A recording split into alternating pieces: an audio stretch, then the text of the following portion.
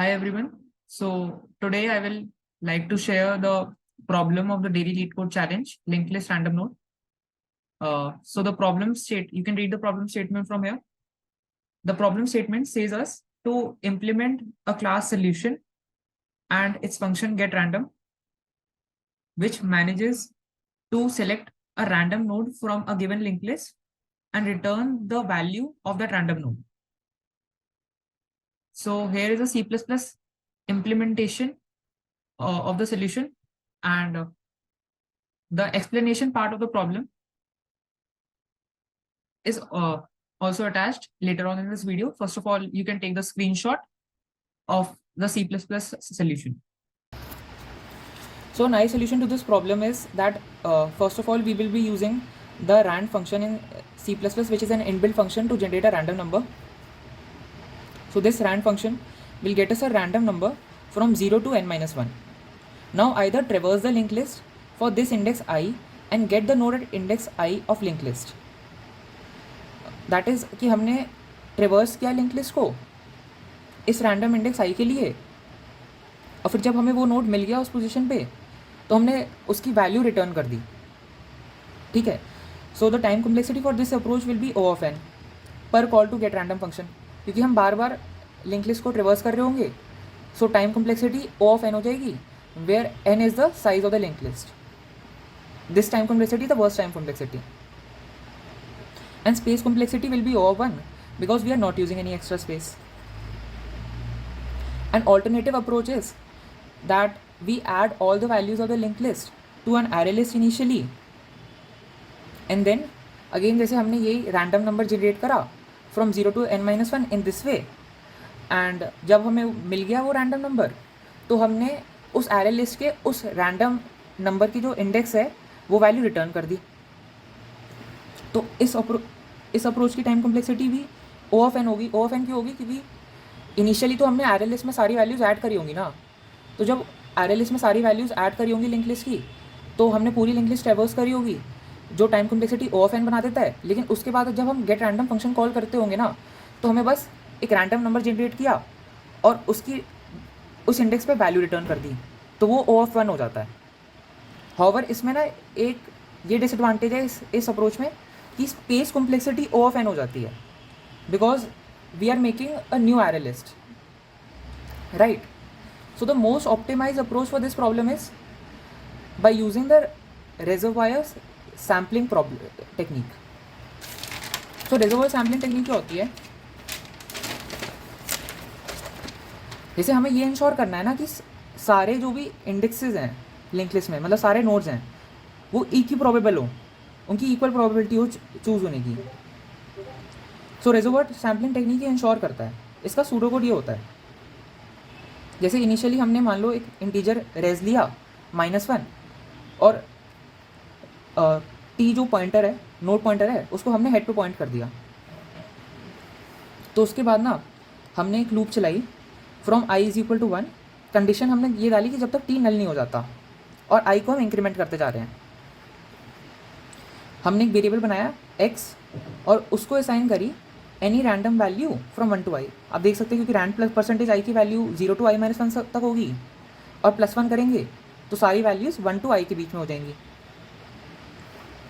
उसके बाद ना अगर x is equal to i हो जाता है, मतलब x की वैल्यू अगर i से मैच हो जाती है ना, सिर्फ तभी हम रेस्ट को चेंज करते हैं और उसको वो वैल्यू साइन कर देते हैं जो करेंटली जो टी पॉइंटर है उसकी वैल्यू है.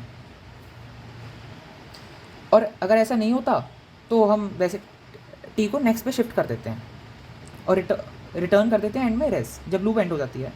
तो इस अप्रोच को मैं एक्सप्लेन करूँगा.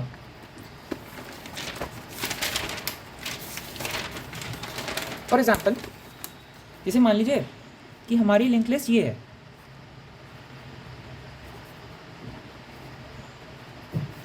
ठीक है. तो हमारी जो सूडो कोड था वो मैं एक बार फिर से लिख देता हूँ.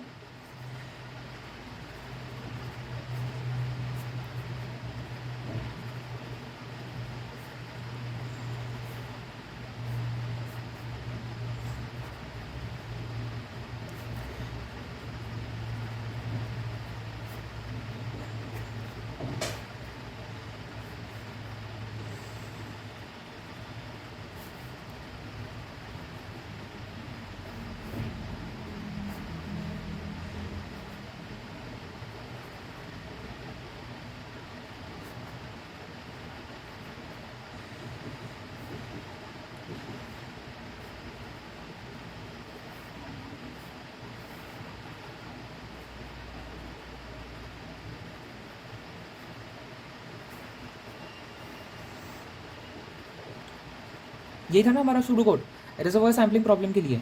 तो उसको अगर हम ड्राई रन करें तो इनिशियली आई की वैल्यू 1 होगी, है ना। तो जब आई की वैल्यू 1 है तो एक्स कहाँ से कहाँ तक होगा, इस लाइन को देख रहा हूँ मैं, एक्स होगा हमारा 1 to 1, right. Rand percentage i plus 1, तो रैंड परसेंटेज आई 1 है, तो वैल्यू आ रही होगी कहाँ से, 0 to 0, लेकिन उसमें हम +1 कर रहे हैं तो वैल्यू आ रही होगी 1 to 1, मतलब ऑब्वियसली वैल्यू एक्स की 1 ही होगी पहली वाली आइट्रेशन में।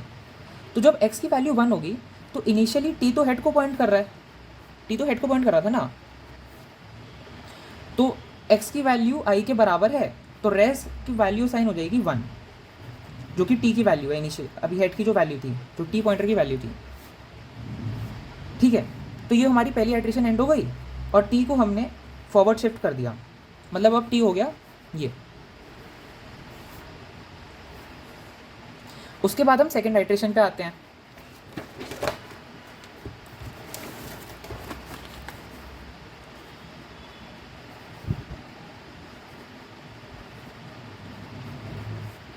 अब टी यहाँ को इस पे पॉइंट कर रहा है और आई की वैल्यू 2 हो चुकी है, आई को हमने इंक्रीमेंट कर दिया था लूप में।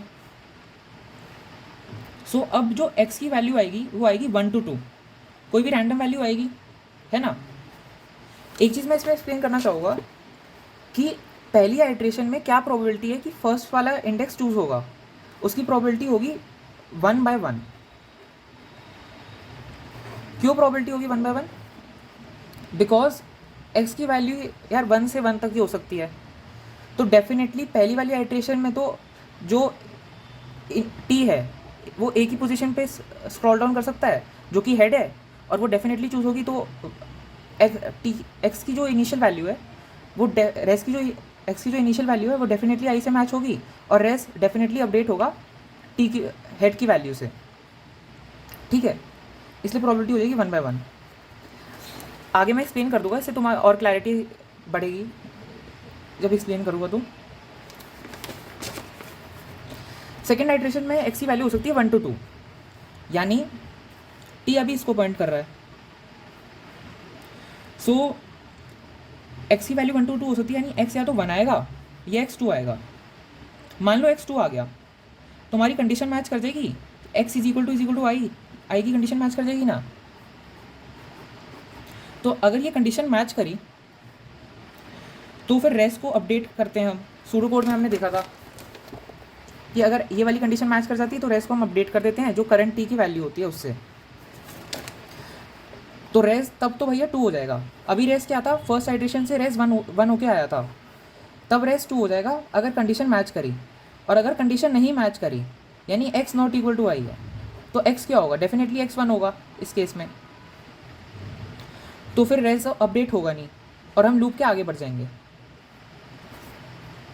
ठीक है। तो इसकी क्या प्रोबेबिलिटी है कि रेस 1 ही रह जाएगा, क्या प्रोबेबिलिटी कि रेस 1 ही रह जाएगा, उसकी ये प्रोबेबिलिटी है कि रेस 1 ही रह जाएगा। इसकी ये प्रोबेबिलिटी होगी कि पहले रेस 1 तो हो, तो रेस 1 होने के लिए सबसे पहले जो हमने पिछले केस में देखा था कि प्रोबेबिलिटी होती है 1/1, इस केस में हमने यहाँ पे देखा था इनटू, अब रेस 1 तभी रह सकता है जब रेस 2 ना हो, और रेस 2 ना होने के लिए x2 नहीं आना चाहिए, क्योंकि अगर x2 आया तो रेस को तो हम अपडेट कर देंगे, तो मतलब x को 1 ही आना चाहिए, और x को 1 आने की प्रोबेबिलिटी क्या है, 1/2, right. So p res is equal to 1 की प्रोबेबिलिटी है 1/1 into 1/2 which is equal to 1/2, ठीक है। और अगर हमें चाहिए कि p res is equal to 2, मतलब सेकेंड आइट्रेशन में हम चाहते हैं कि किसी तरीके से रेस की वैल्यू 2 हो जाए, तो उसकी प्रोबेबिलिटी क्या होगी, रेस की वैल्यू 2 तब आ जाएगी जब x की वैल्यू 2 आ जाएगी, क्योंकि फिर हम अपडेट कर देंगे उसको इसकी वैल्यू से, है ना। तो उसकी प्रोबेबिलिटी x की वैल्यू 2 आ जाए, इसकी प्रोबेबिलिटी क्या है, 1/2, राइट। तो अभी तक हमें ये मिल गया कि सेकेंड आइट्रेशन पे हमें ये रिजल्ट्स मिले हैं, p res is equal to 1 की प्रोबेबिलिटी है 1/2 and p res is equal to 2 की प्रोबेबिलिटी है 1/2, राइट। थर्ड आइट्रेशन पे आते हैं। अब थर्ड आइट्रेशन में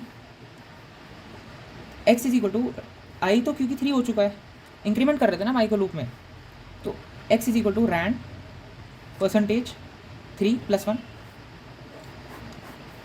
मतलब x की वैल्यू आएगी फ्रॉम 1 to 3। तो क्योंकि x की वैल्यू 1 to 3 में आएगी, तो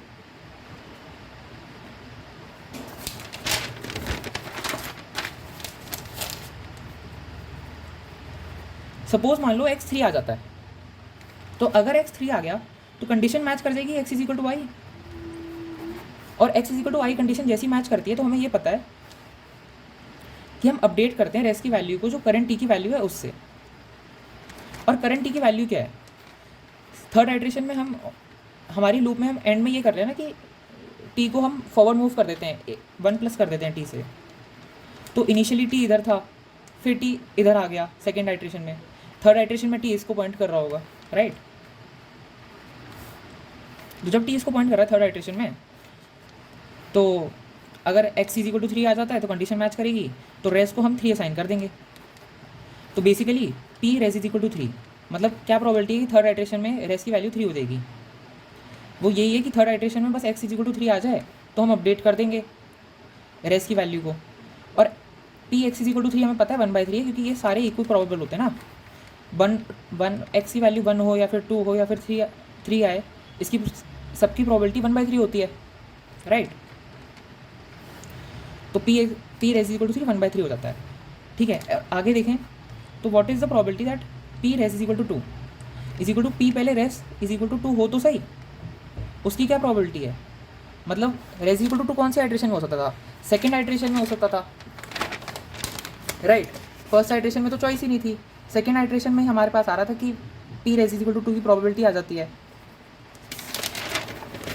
तो रेस इक्वल टू 2 प्रोबेबिलिटी हो कि res is equal to 2 probability p res equal to 2 होता है, p रेस इक्वल टू हो तो सही into p res is equal to 3 ना हो, राइट। क्योंकि थर्ड आइट्रेशन में आ गए ना हम, तो ये p रेस इक्वल टू 2 होने की प्रोबेबिलिटी ये है कि p रेस इक्वल टू 2 हो पहले plus p res equal to 3 ना हो, which is equal to 1/2 into b res equal to 1 minus 1/3। ये कैसे किया, क्योंकि p रेस इक्वल टू 3 1/3 आया था ना, तो p रेस इक्वल टू 3 ना हो is equal to 1 minus the 1/3, complementary होता है ना 1 माइनस p है, इससे किया हमने, इस प्रॉपर्टी से किया। So p res equal to 2 क्या आ गया 1/2 into 2/3 which is equal to 1/3। Similarly अब देखते हैं कि थर्ड आइट्रेशन पे अगर हम चाहते हैं कि p रेस इक्वल टू 1 ही रहे, तो इसकी प्रोबेबिलिटी होगी p रेस इक्वल टू 1 हो तो सही into p res equal to 3 ना हो, मतलब p रेस इक्वल टू 3 ना हो और p रेस इक्वल टू 2 ना हो। तो p रेस इक्वल टू 2 ना हो ये हमें लिखने की जरूरत नहीं है, क्योंकि p रेस इक्वल टू 1 हो तो सही ये हमें पता है, क्योंकि हम थर्ड आइट्रेशन पे है ना, तो हम सेकंड आइट्रेशन से आ रहे होंगे। तो अगर सेकंड आइट्रेशन तक रेस इक्वल टू 1 की प्रोबेबिलिटी क्या है, ये हमने लिखी थी कि सेकंड आइट्रेशन में ये p रेस इक्वल टू 1 हो, इसकी प्रोबेबिलिटी है 1/2, राइट।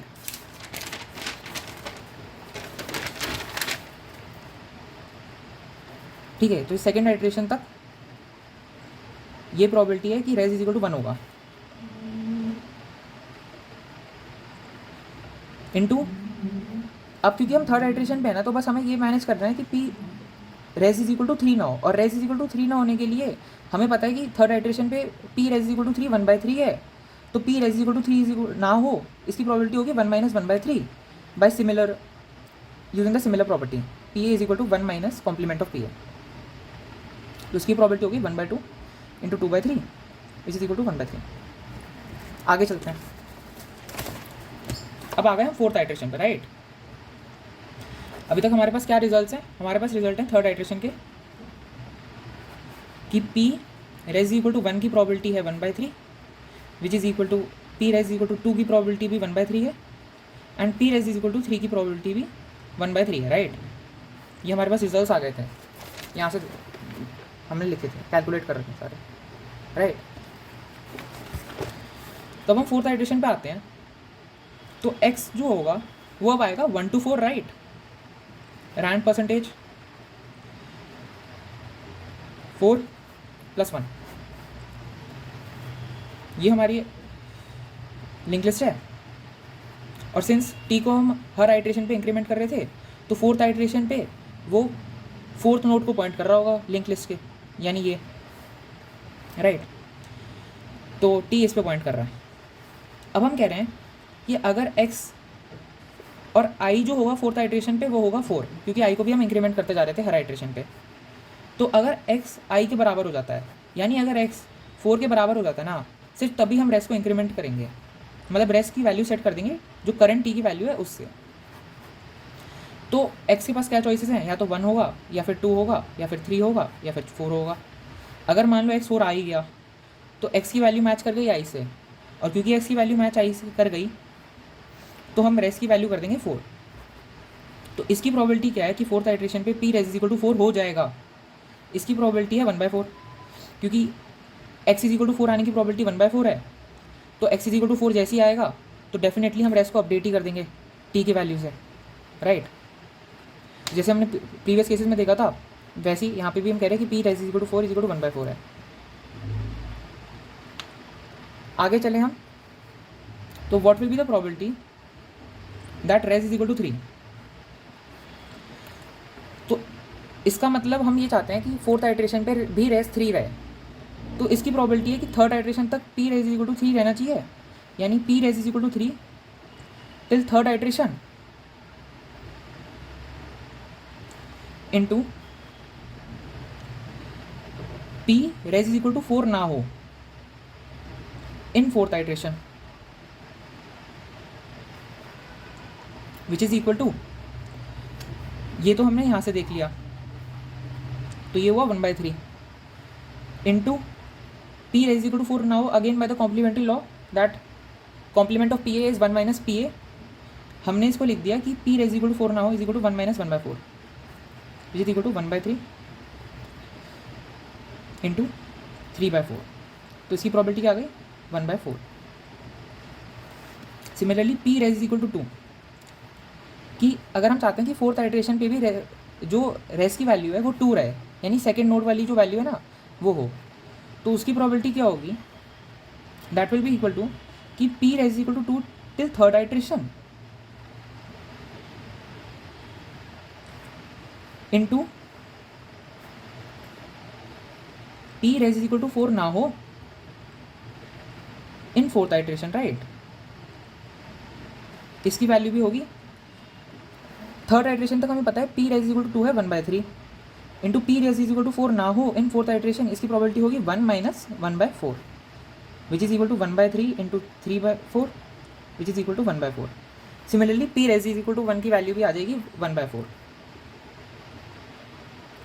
तो हम ये कंक्लूड कर सकते हैं कि हाँ, रेजर्वोयर सैम्पलिंग टेक्निक से ना हमने किसी तरीके से ये मैनेज कर लिया कि जो भी आई की वैल्यू है, जैसे मान लो फर्स्ट आइट्रेशन थी, तो फर्स्ट आइट्रेशन पे आई की वैल्यू 1 थी, तो सिर्फ एक ही सैम्पल केस बनता था कि रेस की वैल्यू सिर्फ 1 ही हो सकती थी, तो प्रोबेबिलिटी आ जाती थी 1/1। सिमिलरली जब हम सेकंड आइट्रेशन पे जाते थे, तो रेस की वैल्यू या तो 1 हो सकती थी या फिर 2 हो सकती थी, तो हम किसी तरीके से रेजर्वोयर सैम्पलिंग टेक्निक से इंश्योर कर देते हैं कि प्रोबेबिलिटी दोनों की 1/2 आ जाती है। ऐसी थर्ड आइट्रेशन पे 3 सैम्पल केसेस होते हैं, तो तीनों की प्रोबेबिलिटी हम इंश्योर कर देते हैं कि 1/3 आती है। और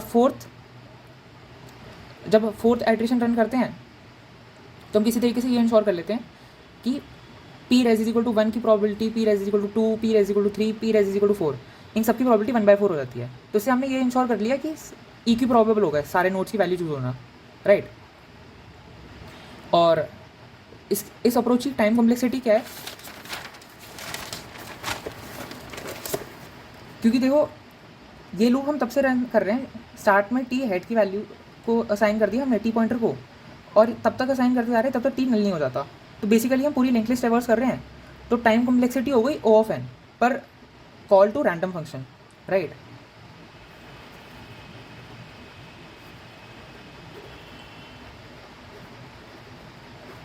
एंड स्पेस कॉम्प्लेक्सिटी हो गई O(1) since we are not using any extra space,